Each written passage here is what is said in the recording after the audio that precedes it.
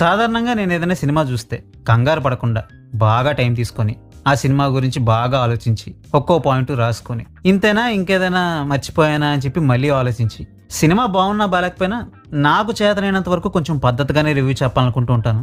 But ఈ toxic మూవీకి వచ్చేసరికి నాకు అంత ఓపిక అయితే లేదు గైస్. ఈ వీడియోలో మాత్రం నాకేం తోస్తే అది మాట్లాడేస్తాను. ఆ తర్వాత ఏంటి నువ్వు దీని గురించి మాట్లాడలేదు దాని గురించి మాట్లాడలేదు అని మాత్రం నన్ను ఏమనకండి, ఓకే?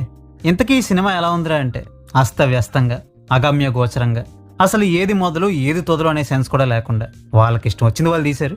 అది కూడా ఒక పాతకాలం నాటి స్టోరీని పట్టుకొని.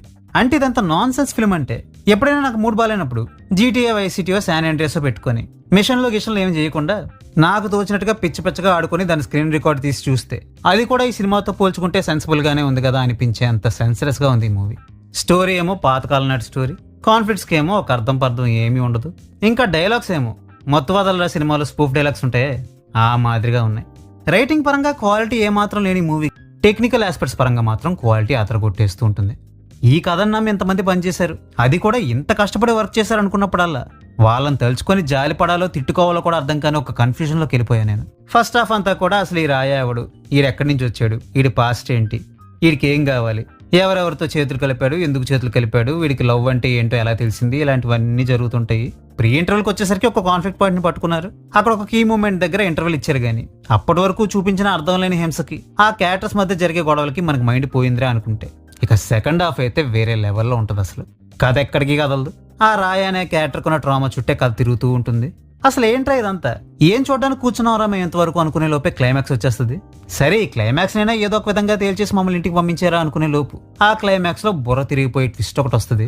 ఆ ట్విస్ట్ ని చూశాక ఎవరికైనా పిచ్చి లేసిపోవాల్సిందే, but not in a positive way. బహుశా ఈ స్టోరీని రాసిన వాళ్ళకి కూడా ఆ తర్వాత ఏం చేయాలో అర్థం కాలేదేమో గానీ సినిమాని ఇంకా ఎంత లాగలుగుతారో అంతలాగాక కూడా అబ్రప్ట్ గానే ఎండ్ చేశారు. బట్ ఇక్కడ ఒక మంచి విషయం గురించి చెప్పాలంటే దీనికి పార్ట్ 2 కూడా ఉంటుంది. ఇలాంటి ట్విస్ట్లు ఏమవకుండా ఆ వైపరీత్యాన్ని అర్ధాంతరంగా అయినా ముగించి పారేశారు. ఇక పర్ఫార్మెన్సెస్ విషయానికి వస్తే యష్ ఏమో ఇంకా KGF హ్యాంగ్ ఓవర్ లోనే ఉన్నారు. మిగిలిన యాక్టర్స్ అందరూ ఓవర్ యాక్షన్ చేశారు. ఇక టెక్నికల్ ఆస్పెక్ట్స్ పరంగా చూసుకుంటే క్వాలిటీ వైస్ అంటే సినిమాటోగ్రఫీ, VFX ఇవన్నీ బాగున్నాయి కానీ బట్ బ్యాక్గ్రౌండ్ స్కోర్ మాత్రం చాలా దారుణంగా ఉంది. సో ఇప్పటివరకు నేను చెప్పిన దాన్ని బట్టి ఈ సినిమాని నేను మీకు రికమెండ్ చేస్తానో లేదో అన్న సంగతి మీకు అర్థమయ్యే ఉంటుంది. ఒకవేళ మీకు అర్థం కాకపోతే ఓపెన్ గా చెప్తున్నాను, మామూలుగానే ఈ సినిమాకి ఎవరికి రికమెండ్ చేసేంత ధైర్యం నేను చేయను. దట్టు ఇంత టికెట్ హైక్స్ పెట్టుకుని మరి ఈ సినిమాని చూడమని అయితే అస్సలు చెప్పను. ఈ మూవీ యొక్క ట్రైలర్స్ లోని టీజర్స్ లోని మీరు ఏదైతే చూసారో అదంతా ఊరికే ఏదో ఒక క్రేజీ స్టఫ్ ని చూపించేసి జనాల్ని థియేటర్ కి తెప్పించేయాలనే ఆశతో పెట్టిందే తప్ప నిజానికి ఎక్స్ట్రా డెకరేషన్స్ వల్ల ఈ మూవీకి ఒరిగిందంటూ ఏమీ లేదు. ఒకవేళ మీకు నా మీద ఏమో అనుమానం ఉండి నేను అబద్ధం చెప్తున్నానేమో, రివ్యూస్ అన్ని కావాలని నెగిటివ్ రేటింగ్ ఇస్తున్నారేమో అని మీకు అనిపించిన ఆర్ ఈ సినిమా మీద మీకేమైనా స్పెషల్ ఇంట్రెస్ట్ ఉన్నా ఈ మూవీని థియేటర్కి వెళ్ళి చూడండి. చూశాక మీకే తెలుస్తుంది ఈ సినిమా గురించి నేను మాట్లాడింది నిజమో కాదు అని. So that's all guys. ఇంతకు మించి ఈ మూవీ గురించి మాట్లాడడానికి నాకైతే ఏం తోచట్లేదు కాబట్టి ఈ వీడియోని ఇక్కడితోనే ఎండ్ చేస్తున్నా. మళ్ళీ ఇంకో వీడియోతో కలుద్దాం.